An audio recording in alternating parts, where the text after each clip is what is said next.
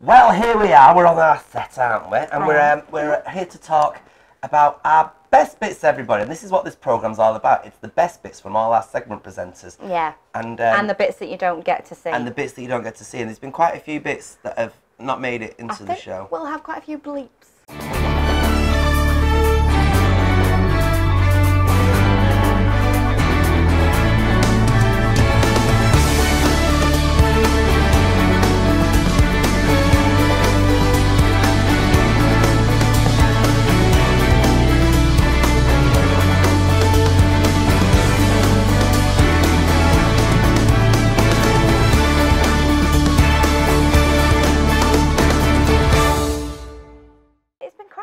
We've absolutely loved doing this show week in and week out, and thank you for joining us. It's not the end. It sounds like it's the end, doesn't it? No end.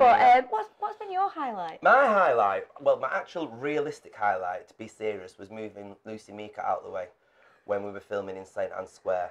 That was quite. Like, move over. That was quite an event for me. She waved at me, and then she knew that she'd had her time stood there. And we moved our cameras in. That was good. Did you have a favourite? Belinda. You know, Belinda Lucy. Yeah, she got going. I look like I love Lucy, so that works out better, doesn't it? Yeah. Mine was the Jerry Halliwell moment when, you know, the Spice exhibition, which we are going to see very shortly.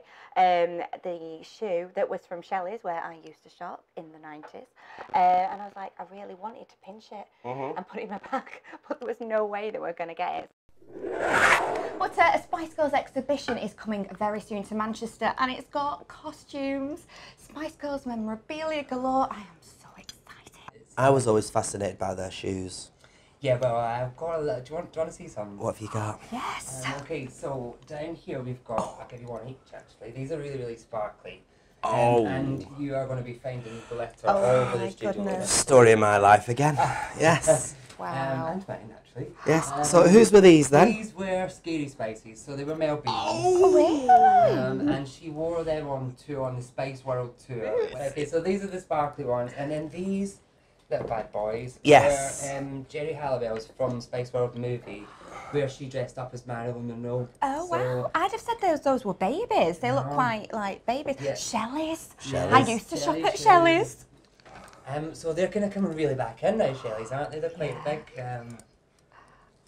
I made up. They're lovely, and they're from Sotheby's is where you got them, wasn't it? Well, that was the auction. So yes, on the 16th of September, 1998. There you go. So that was when Jerry left the Spice Girls. Got she sold all of her stuff, didn't she? She didn't. Yeah, and that's...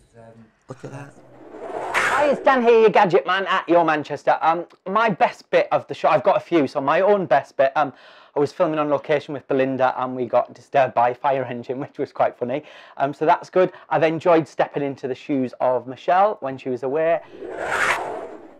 This week, once more, our Shelley's on holiday, and so in the expensive chair, we are joined by Mr. Dan Westwood. Thanks, Belinda. It's nice to be here. I'm sure I'll be in safe hands. Yes, you will. And more importantly, so will the guests that are joining us this week. Take a look at this. I've learned something about a local hero. So, who I'll get to eventually. Right. If I stop twittering on. Tittering on. Tittering littering. Oh, there we are. Well, we're looking forward to it, aren't we? Yes. Right, well, Test for next week. right. Are you ready? What are we thinking? Wrestling. Oh. Wrestling. Oh. Are you up to that? Oh, I'll have to put my Big Daddy pants on, won't I? Oh, that's just as nickname. What's your favourite tipple, Belinda? Oh, I'm partial to a bit of positive, but my oh my, do I love a little bit of gin. It is, and we're here to talk about one of my favourite subjects, gin. Finally! Well, thank you so much for coming in today. That's why we talked very Come in, yeah. Hi, I'm Colin, otherwise, well, better known as Titters. I've thoroughly enjoyed being part of this group. That's sort of like my highlight, is being a part of this team. I've managed to, believe it or not, I've learned an awful lot by working with everybody. What's going on now? Well, you better start running then. I will. All right then, here we go.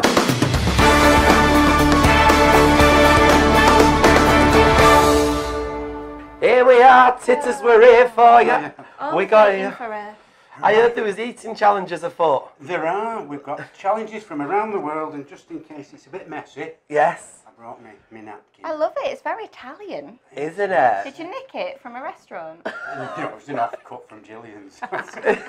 Ah. It's a lovely name. I once, just to let everybody know, back when I was at college, won an eating contest, eating a full family bucket at KFC.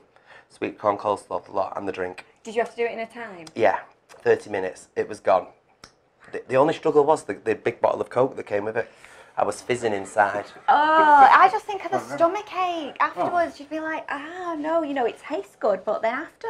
Oh, I thought, these challenges, they're Could you do bonkers. them? Oh no, I have to share a portion of fish and chips at my age. At his age. Yeah. I hope So what I else never have get we to got? that What are the age. challenges Right, then? it's the FFUK Pardon? chili eating. Chilies. Yeah, and it's based in Brighton. Oh, in Brighton! I see a road trip. It's about time they have something hot in there. Isn't it? I've been there many a time. It's rougher than marching on a Monday morning, I tell you, honestly. Is it a Scotch bonnet, the hottest one? Yes, it is. I know that, yeah. It's a little orange one. It looks like my head. I'm a Scotch bonnet. Hi, I'm Hayley and I'm your soap gossip queen. Now, my favourite bits for Your Manchester, there's a number of them, but I really enjoyed the episode that we filmed for the year anniversary of the Manchester bombing, and that was a very poignant episode, and yeah, that kind of stays in my heart, that one.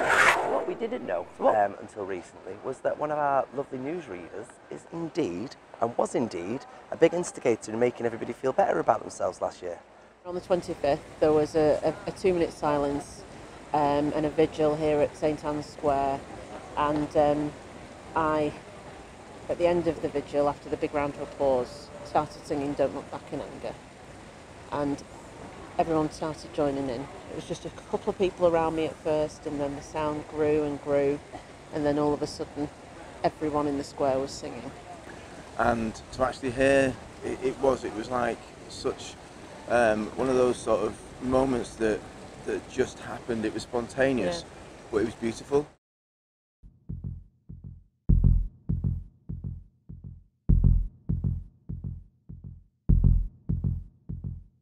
Tom, the half, was saying, oh, we need to go out the other way. I'm going to go through the foyer again to get back to where we need to go to. And I said, well, there's a massive crowd, we'll just go down this stairwell.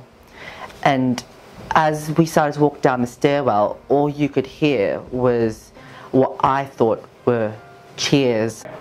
And it wasn't until we turned down Market Street, and I just remember seeing this girl and her friend, and she just asked to stop. She was like, I can't feel my leg. And I heard that, so I stopped and I looked, and her friend was like, just don't stop, just keep running. And I just looked at her leg, and there was a massive hole in her leg, and her black jeans were just glistening in the light. We then had to turn into a support system for those people. Mm-hmm. I mean, how were you able to do that? You kind of just have to be strong for them. You just find it. You find it in you to just go, okay, I get it, I was there, but these people have lost someone, so you need to kind of be a support. You just have to be their rock for that moment in time. How do you think Manchester's changed with a year passing by? I think realistically, I think we've become a really strong city. I think we've become, you know, I say the word united, you know, when we do say that.